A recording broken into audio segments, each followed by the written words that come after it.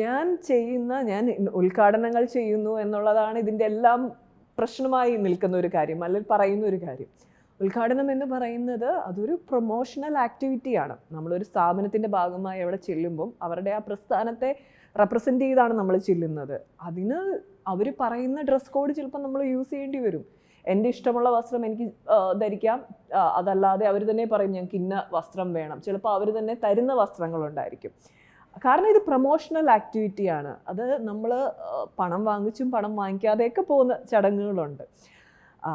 അപ്പം ആ ചടങ്ങിന് അത് ഞാൻ ഓക്കെ ആയതുകൊണ്ടാണല്ലോ ഞാൻ അങ്ങനെയുള്ള വസ്ത്രങ്ങൾ, എനിക്ക് കംഫർട്ട് ആണെന്നുള്ള ഉറപ്പുള്ളത് കൊണ്ടാണ് അങ്ങനെയുള്ള വസ്ത്രങ്ങൾ ധരിക്കുന്നതും ആ ചടങ്ങിൽ പങ്കെടുക്കുന്നതും. അവിടെ നിൽക്കുന്ന ആളുകൾക്കോ അത് ഓർഗനൈസ് ചെയ്യുന്ന ആളുകൾക്കോ പ്രശ്നമില്ല. പക്ഷേ ഈ സോഷ്യൽ മീഡിയയിൽ ഇരിക്കുന്ന ഒരു കുറച്ച് ശതമാനം ആളുകൾക്ക് അതിൽ പ്രശ്നമുണ്ട്. അവർക്കത് സഹിക്കാൻ പറ്റുന്നില്ല. അപ്പോൾ അവർക്ക് ഓക്കെ ആയിട്ടുള്ള കംഫർട്ടായിട്ടുള്ള വസ്ത്രം ഏതാണെന്ന് ഞാൻ നോക്കി അത് ധരിച്ചിട്ട് നടക്കണം എന്നൊക്കെ വാശി പിടിക്കുക എന്ന് പറഞ്ഞാൽ അത് എനിക്ക് തോന്നുന്നു ഈ രാജ്യത്ത് നടക്കാൻ പോകുന്നൊരു കാര്യമല്ല. അതിൻ്റെ ആവശ്യം നമുക്ക് ആർക്കും ഇല്ല. എനിക്ക് കംഫർട്ടായിട്ട് എന്ത് ധരിക്കാൻ തോന്നുന്നു അത് ഞാൻ ധരിക്കും. അതിൽ നിങ്ങൾക്ക് ബുദ്ധിമുട്ടുണ്ടെങ്കിൽ ഇപ്പോൾ ഏത് പ്ലാറ്റ്ഫോമിലാണോ നിങ്ങൾ എന്നെ കാണുന്നതെങ്കിൽ നിങ്ങൾക്ക് അവിടുന്ന് ബ്ലോക്ക് ചെയ്ത് പോകാനുള്ള ഓപ്ഷൻ ഉണ്ട്, നിങ്ങൾക്ക് കാണാതിരിക്കാനുള്ള ഓപ്ഷനുണ്ട്. അല്ലാതെ വൃത്തികേടുകൾ പറഞ്ഞു കൂട്ടാനുള്ള ഓപ്ഷൻ എനിക്ക് തോന്നുന്നില്ല നമുക്ക് ആർക്കും ഉണ്ട്. ഇവരോടൊന്നും ഉത്തരം പറയേണ്ട ബാധ്യത നമുക്കില്ല. എങ്കിലും അവർ ചോദിക്കുന്നത് കുറേ കാലമായി ഈ ഫീൽഡിൽ വരുന്നു, ഉദ്ഘാടന ചടങ്ങുകൾക്ക് വരുന്നു, ഈ പറയുന്ന പോലെയുള്ള വസ്ത്രങ്ങൾ അങ്ങനെ ഇഷ്ടം പോലെ പണം വാരി കൂട്ടിയിട്ട് പിന്നെ നല്ല വെള്ള ചമയുന്ന രീതിയിലുള്ള നീക്കം നടത്തേണ്ട ആവശ്യമുണ്ടോ? അതൊരു ഇരട്ടത്താപ്പല്ലേ? ഇങ്ങനെയൊക്കെയുള്ള കമൻറ്റുകൾ. പണം വാരി കൂട്ടുന്നതിന് എന്താ കുഴപ്പം? എനിക്ക് കിട്ടുന്നുണ്ടെങ്കിലല്ലേ എനിക്ക് വാരി കൂട്ടാൻ പറ്റുള്ളൂ. അത് ആർക്കാണ് എന്താണ് പ്രശ്നം? അതിൽ ആർക്കും പ്രശ്നമില്ല. ഇപ്പം എനിക്ക് എത്രയോ ആക്ടേഴ്സ്, ഇത് ഞാൻ ഇനോഗ്രേഷൻ കണ്ടുപിടിച്ച ആളൊന്നും അല്ല, ഞാനല്ല ഇത് ആദ്യമായിട്ട് ചെയ്യുന്നത്. എത്രയോ ആക്ടേഴ്സ് ചെയ്യുന്നുണ്ട്. അത് നമ്മുടെ കേരളത്തിൽ മാത്രമല്ല, പുറത്തുള്ള സ്റ്റേറ്റുകളിൽ ഞാനും പോയി ചെയ്തിട്ടുണ്ട്. അവിടെ ആർക്കും ഇങ്ങനെ ഒരു പ്രശ്നമില്ല. അവിടെ ആരും നമ്മുടെ ശരീരഭാഗം സൂം ചെയ്ത് അത് ഷൂട്ട് ചെയ്തെടുത്ത് കൊണ്ടുപോയിടുന്നത് ഞാൻ കണ്ടിട്ടില്ല. അത് ഇവിടെയുള്ളൊരു കലാരൂപമാണ് നമ്മുടെ നാട്ടിൽ. അൺഫോർച്ചുനേറ്റ്ലി ഇനോഗ്രേഷൻ ചെയ്യുന്നു, പണം വാങ്ങിച്ചു പോയി ചെയ്യുന്ന ഇനോഗ്രേഷൻസ് ഉണ്ട്, വാങ്ങിക്കാതെയും ചെയ്യുന്ന ഇനോഗ്രേഷൻ ഉണ്ട്.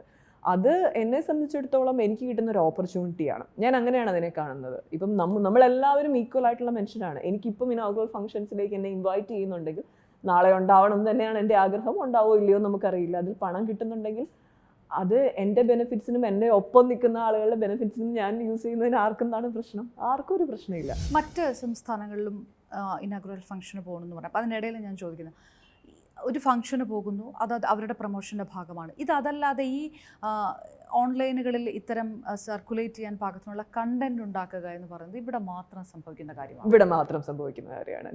ഞാൻ വീരസിംഹ റെഡ്ഡി എന്നും പറഞ്ഞൊരു തെലുങ്ക് ഒരു മൂവി ചെയ്തിരുന്നു.